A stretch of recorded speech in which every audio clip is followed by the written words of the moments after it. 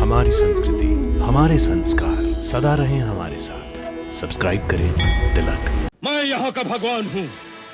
सारा संसार मेरे सामने भय से थर थर कांपता है। मेरे चलने से पृथ्वी डोलने लगती है।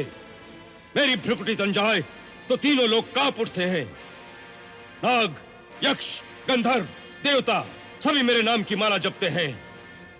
तीनों लोकों में सभी चल अचल प्राणी केवल मेरी पूजा करते हैं, परंतु केवल तू ही एक ऐसा है जिसने मेरी पूजा करना स्वीकार किया।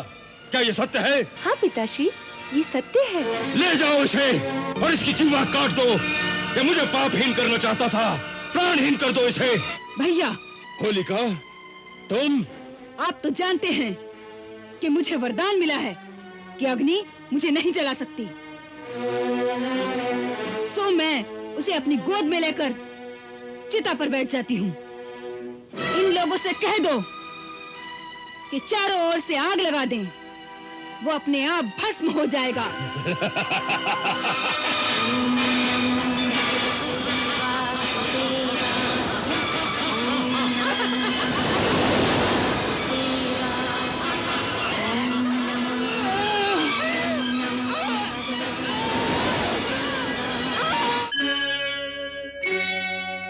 आज हम अपने छोटे भाई महाबली हिरण्याक्ष की मृत्यु का शोक मनाने यहाँ एकत्रित हुए हैं। इंद्र जैसे हमारे क्षुद्र शत्रुओं ने दैत्य शिरोमणि हिरण्याक्ष को विष्णु के हाथों मरवा डाला है, जिसका बदला हमें न केवल विष्णु से बल्कि समस्त देवताओं से लेना होगा। ये विष्णु पहले तो बड़ा शुद्ध और निष्पक्ष था, परंतु देवताओं के बहकाने से यह भी मायावी हो गया है और अपनी माया से वराह आदि रूप धारण करने लगा है। आज मैं सबके सामने यह प्रतिज्ञा करता हूं कि मैं अपने त्रिशूल से उसका वध करके अपने भाई की मृत आत्मा को तृप्त करूंगा। जिस प्रकार जड़ के कट जाने से पेड़ों के पत्ते सूख कर गिर जाते हैं, ठीक उसी प्रकार विष्णु के न रहने से समस्त देवताओं की शक्ति क्षीण हो जाएगी। पृथ्वी पर जो मानव लोग तपस्या, यज्ञ, व्रत और दान आदि कर रहे हैं, जिससे देवताओं को बल मिलता है, इसीलिए वीर शिरोमणि हिरण्याक्ष ने समस्त धरती को जल के अंदर छुपा दिया था, किंतु वराह रूप धरकर विष्णु से फिर बाहर ले आया है। इसीलिए तुम सब लोग इसी समय पृथ्वी पर जाओ और वहां जो लोग तपस्या, यज्ञ, व्रत और दान आदि कर रहे हैं, उन सब का नाश कर दो। जहां जहां गाय, वर्ण, वेद, आश्रम और धर्म कर्म हो रहे हों, उन देशों को जलाकर राख कर दो, जिससे देवता बलहीन हो जाएंगे। हम इसी समय असुरों के कुलगुरु शुक्राचार्य के पास जाकर उनसे समस्त देवताओं पर विजय प्राप्त करने का साधन पूछते हैं। जाओ और जाकर मृत्यु लोक में आतंक मचा दो।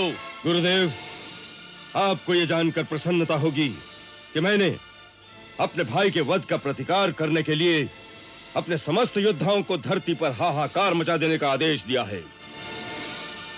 अब मैं समस्त देवताओं को निस्तेज करके इंद्र के साम्राज्य पर भी अपना अधिकार पाना चाहता हूं। बताइए गुरुदेव, इस कार्य की सिद्धि के लिए शक्ति संचित करने का साधन क्या है? संसार में शक्ति प्राप्त करने का केवल एक ही साधन है, तप, तपस्या।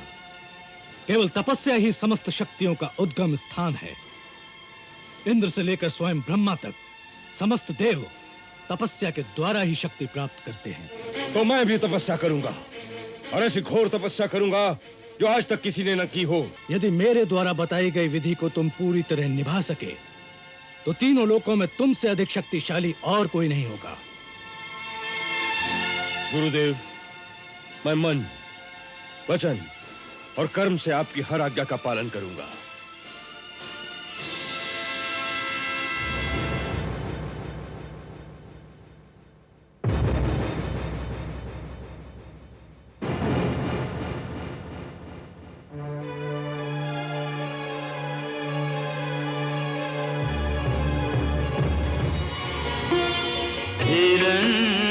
हिरण्यकशिपु हठ योगी नृप अजबाजप अभिराम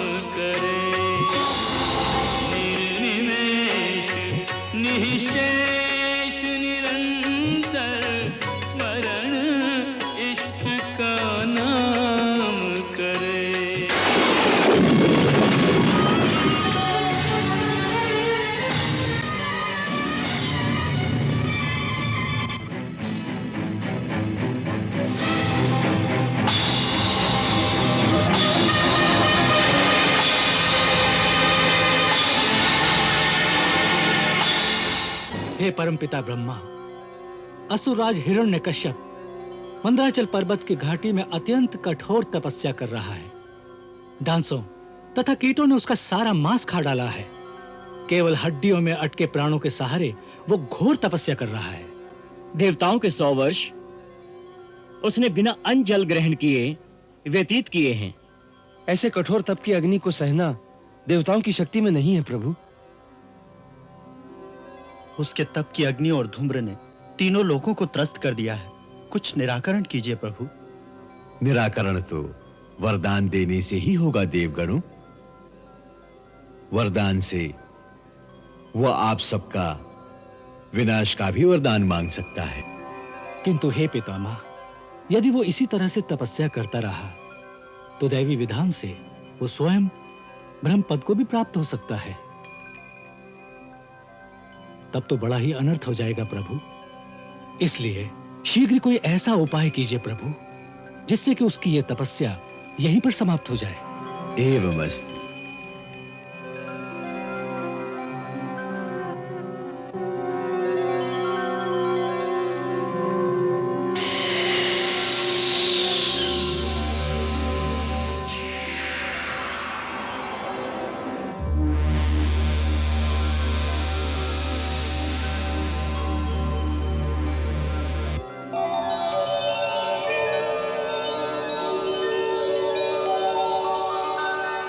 हे दैत्य शिरोमणि,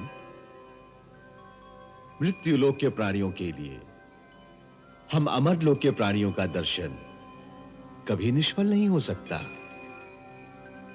इसलिए जो इच्छा हो बेखटके मांग लो, हम अवश्य प्रदान करेंगे। यदि आप मुझ पर सचमुच प्रसन्न हैं, तो मुझे ऐसा वर दीजिए कि आपके बनाए हुए किसी भी प्राणी से मेरी मृत्यु ना हो। न मनुष्य से, न पशु से, न दैत्य से, न देवताओं से। न भीतर मरूं, न बाहर मरूं, न दिन में, न रात में। न अस्त्र से मरूं, न शस्त्र से। न पृथ्वी पर, न आकाश में। युद्ध में कोई भी मेरा सामना न कर सके। आपके बनाए हुए समस्त प्राणियों का मैं एक छत्र सम्राट हूं। इंद्र आदि लोकपालों में जैसी महिमा आपकी है, वैसी ही प्रतिष्ठा मेरी भी हो जाए। मुझे ऐसा ही वर दीजिए भगवान, मुझे ऐसा ही वर चाहिए। बेटा, तुम जो वर मुझसे मांग रहे हो वो जीवों के लिए बहुत ही दुर्लभ है। परंतु मेरे गुरु शुक्राचार्य ने कहा था कि ऐसी कठिन तपस्या के बाद कोई भी वर दुर्लभ नहीं होता। क्या वो झूठा आश्वासन था? क्या मुझे और तपस्या करनी होगी? और तपस्या की आवश्यकता नहीं है। गुरु शुक्राचार्य ने सत्य ही कहा था। ऐसी कठिन तपस्या न तो पहले किसी ने की थी, न आगे ही कोई करेगा। हे दैत्यराज, जो वर तुम मुझसे मांग रहे हो वो दुर्लभ होने पर भी मैं पूर्ण रूप में आपको प्रदान करता हूं।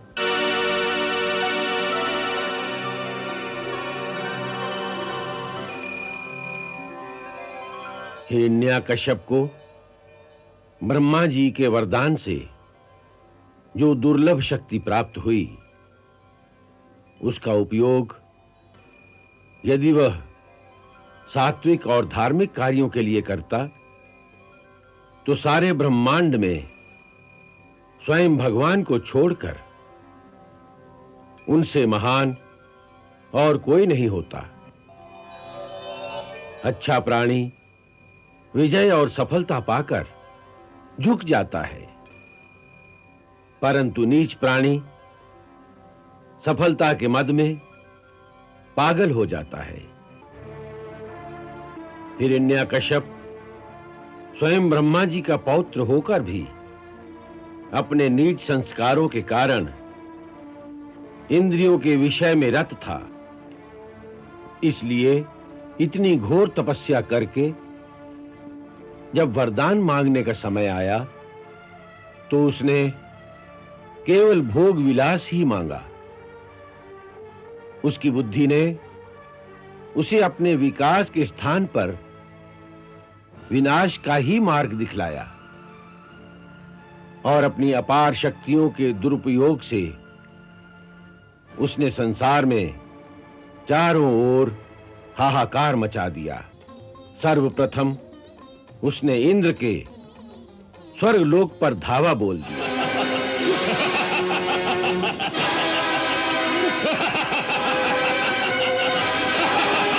इंद्र भाग गया। देवता परास्त हो गए। अब स्वर्ग पर भी हमारा राज्य है। मैं यहाँ का भगवान हूँ। हर कोई मेरी पूजा करे। जो मेरी पूजा नहीं करेगा वो संसार में जीवित नहीं रह सकता। बोल, हिरण्यकश्यप तेरा भगवान है कि नहीं? बोल, बोल। इस प्रकार देवताओं सहित तीनों लोकों के प्राणी उस महादैत्य के आगे नतमस्तक हो गए।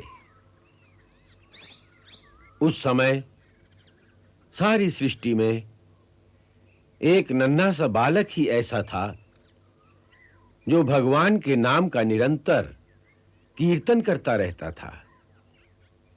वो उसी दैत्य का अपना पुत्र था, प्रहलाद, जो 5 वर्ष की अवस्था में ही ब्रह्मलीन होकर केवल भगवान श्री हरि का नाम जपता रहता था। ओम नमो भगवते वासुदेवाय। ओम नमो भगवते वासुदेवाय। उसे बहुत समझाया, डराया, धमकाया जाता रहा, परंतु वो बालक प्रभु की भक्ति से विमुख न हुआ। जब हिरण्यकश्यप को इसका पता चला तो उसके क्रोध का पारावार न रहा। मैं यहाँ का भगवान हूँ। सारा संसार मेरे सामने भय से थर थर कांपता है। मेरे चलने से पृथ्वी डोलने लगती है। मेरी भ्रुकुटी तन जाए तो तीनों लोग कांप उठते हैं। नाग, यक्ष, गंधर्व, देवता सभी मेरे नाम की माला जपते हैं।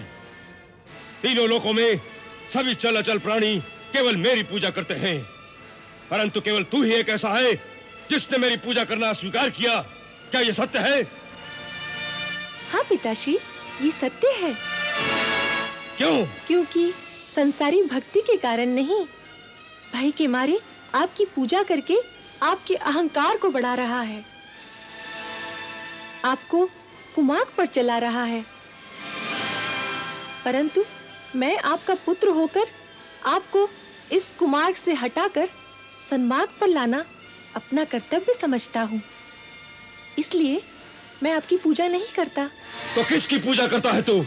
पिताश्री, तीनों लोकों में पूजा के योग्य तो एक ही है, अच्युत, अविनाशी, परमेश्वर श्री विष्णु भगवान। मैं उन्हीं की पूजा करता हूँ। मूर्ख पुत्र, तू उस विष्णु की बात कर रहा है जो मेरे भय से ब्रह्मांड का त्याग करके भाग गया, जो मेरी क्रोधाग्नि पल भर के लिए भी सहन नहीं कर सकता। सुन प्रहलाद, विष्णु मेरा प्रबल शत्रु है। वो मेरे भाई का हत्यारा है और तेरा भी यही कर्तव्य है कि असुर कुल के प्रबल शत्रु विष्णु से तू भी द्वेष रखे। नहीं पिताश्री, भगवान विष्णु तो किसी के शत्रु नहीं, वो तो सबके पालन करता है। तू झूठ बोलता है। वो अवश्य मेरा शत्रु है। वो मेरा नाश करना चाहता है। ये आपका भ्रम है। जिस प्रकार उनके लिए विश्व के सभी प्राणी उनके बालक हैं, उसी प्रकार आप भी उनके बालक हैं। वो आपका नाश कभी नहीं करना चाहते, केवल आपके कुकर्मों का, आपके अधर्म का नाश करेंगे। मुझे कुकर्मी कहता है, मुझे धर्मी कहता है।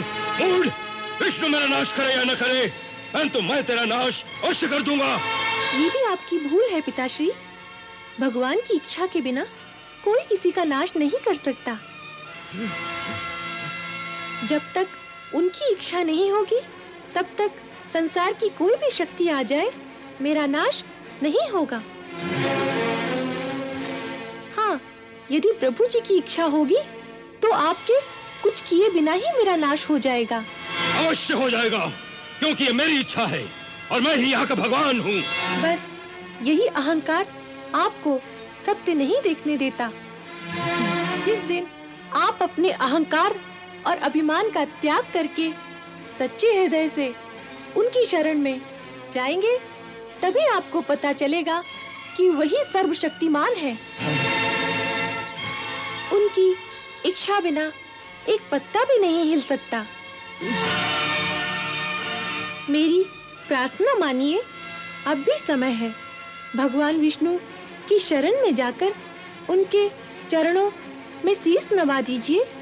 वे परम दयालु हैं। वो तुरंत ही आपके सारे अपराध क्षमा कर देंगे, आपको पापहीन कर देंगे। दैत्यों, ले जाओ इसे और इसकी जीवा काट दो। ये मुझे पापहीन करना चाहता था, प्राणहीन कर दो इसे। शरीर के जिस अंग से सारे शरीर को हानि होती हो, उस सड़े हुए अंग को काट कर फेंक देना चाहिए। जाओ, ले जाओ, और जो सबसे पहले इसकी मृत्यु का समाचार हमें सुनाएगा, उसे बहुत बड़ा पारितोषिक दिया जाएगा। जाओ, ले जाओ इस कुल कलंक को।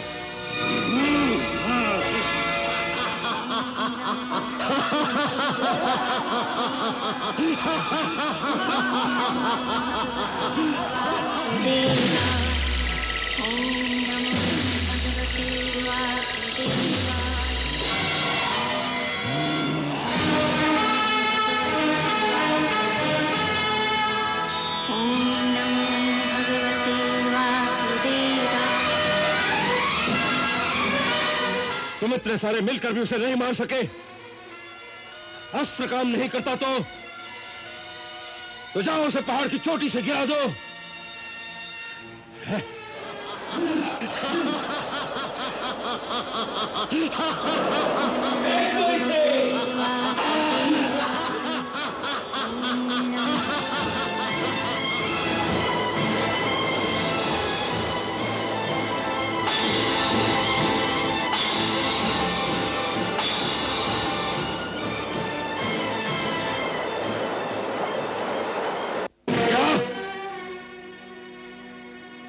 पहाड़ की चोटी से गिराने पर भी नहीं मरा, तो ये अवश्य कोई मायावी बालक है। भैया, आपसे नहीं मरता तो मेरे हवाले कर दीजिए। होलिका, तुम नहीं, और तुम भी क्या करोगी? आप तो जानते हैं कि मुझे वरदान मिला है कि अग्नि मुझे नहीं जला सकती। सो मैं उसे अपनी गोद में लेकर चिता पर बैठ जाती हूँ। इन लोगों से कह दो कि चारों ओर से आग लगा दें, वो अपने आप भस्म हो जाएगा। ओम नमो भगवते वासुदेवाय। ओम नमो भगवते वासुदेवाय।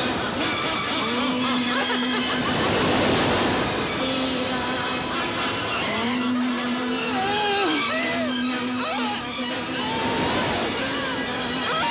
क्या ब्रह्मा का वरदान झूठा था? क्या ब्रह्मा का वरदान झूठा था? हमारा वरदान गलत नहीं था, तुमने उसका गलत प्रयोग किया है। हमने तुम्हें यह शक्ति अपनी सुरक्षा के लिए दी थी। यदि उसका प्रयोग दूसरों का नाश करने के लिए किया जाएगा, तो वो स्वयं तुम्हारा ही विनाश कर देगी।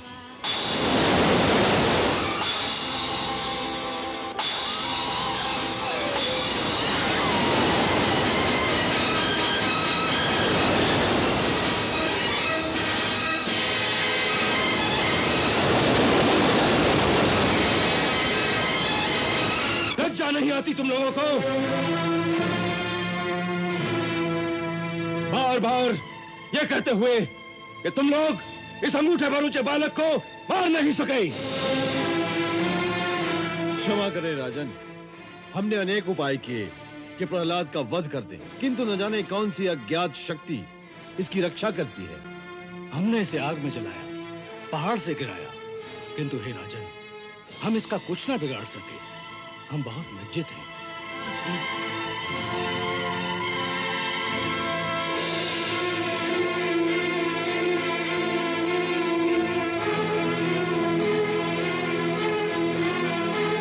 मूर्ख, तू बहुत उद्दंड हो गया है। तूने मेरी अनंत शक्ति को चुनौती दी है। मैं अभी तुझे यमपुरी पहुंचाता हूं। अब मैं तेरा काल बनकर तुझे धूल में मिलाता हूं। तू किसके बलबूते पर इतना घमंड कर रहा है? उसके बलबूते पर जो सबका बल है। पिताश्री, आपको भी वही बल देता है, न केवल मेरे और आपके, बल्कि संसार के समस्त बलवानों का बल भी केवल वही है। पिताश्री, भगवान श्री हरि बड़े ही दयालु हैं, इसलिए अब भी समय है कि आप अपना अभिमान त्याग कर उनकी शरण ले लें। वे अवश्य आपके अपराध क्षमा कर देंगे। आप क्रोध का त्याग करें पिताश्री। इतनी छोटी सी आयु में इतनी लंबी जिह्वा! अरे अभी तक तो तुम मेरे खड़ा जितना ऊंचा भी नहीं हुआ और मुझे शिक्षा देने लगा। पिताश्री, आप फिर भूल कर रहे हैं। आप जिसे मेरी छोटी सी आयु कहते हैं, वो मेरी नहीं, मेरे इस शरीर की आयु है। पिताश्री, मैं इस शरीर के अंदर आत्मा रूप में वास करता हूँ। उसकी आयु तो अनंत वर्षों की है। वो नित्य है। और फिर जिसे मैंने आत्मा कहा है, वो भी अंतिम सत्य नहीं है। आत्मा तो परमात्मा का भी प्रतिबिंब मात्र ही है।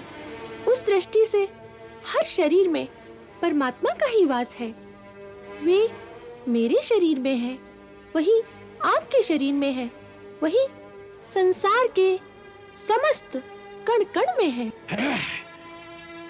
जिसे आत्मज्ञान हो जाता है, उसे शरीर नहीं दिखते, केवल परमात्मा ही दिखते हैं। कहाँ दिखता है तुझे तेरा परमात्मा? प्रत्येक वस्तु में, आकाश में, धरती में, हवा में, आप में, मुझ में, साधु संतों में और इन दैत्यों में भी। आप विश्वास कीजिए पिताश्री, वे सृष्टि के कण कण में है। यहाँ की हर वस्तु में भी? जी पिताश्री। इस महल में भी? जी पिताश्री, मैं तो उन्हें इस महल की हर वस्तु में देख रहा हूँ।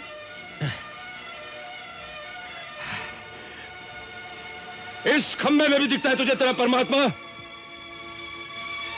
जी पिताश्री, वे इस खंबे में भी है। यदि वो इस खंबे में भी है, तो मैं अभी इस खंबे को ही चकनाचूर कर देता हूँ।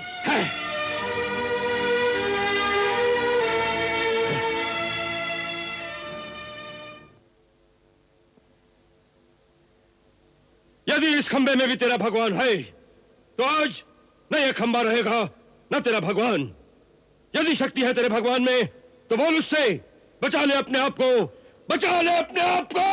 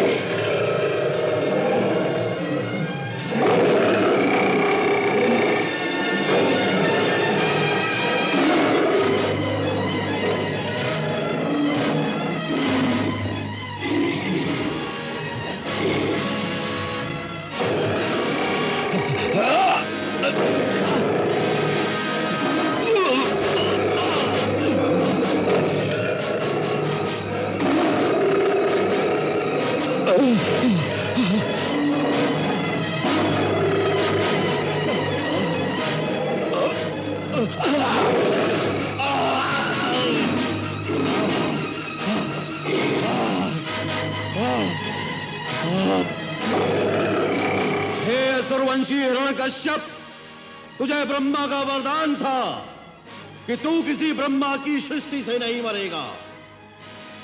तो भगवान नरसिंह ब्रह्मा की सृष्टि में नहीं है। ये न नर है, न पशु, न सुर है, न दैत्य। इस समय न दिन है न रात, संध्या वेला है। तुझे अस्त्र से मारा जा रहा है, न शस्त्र से। तुझे नरसिंह भगवान अपने नखों से मार रहे हैं।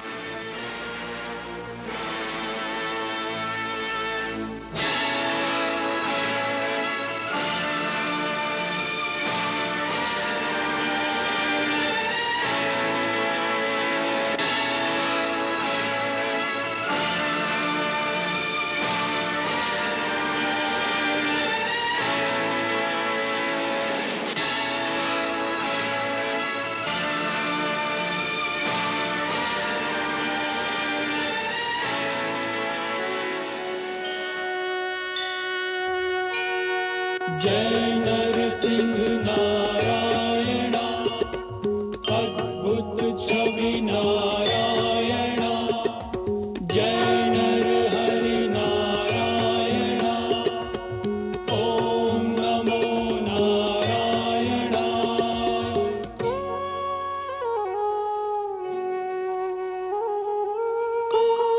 कोपकालस्य यो विग्रह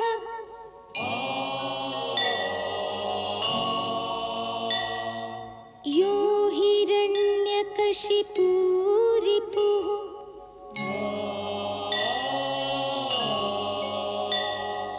तस्मै मृगनरेन्द्राय नरसिंहाय नमो नमः। नरसिंह रूप हरे, प्रभु नरसिंह रूप हरे,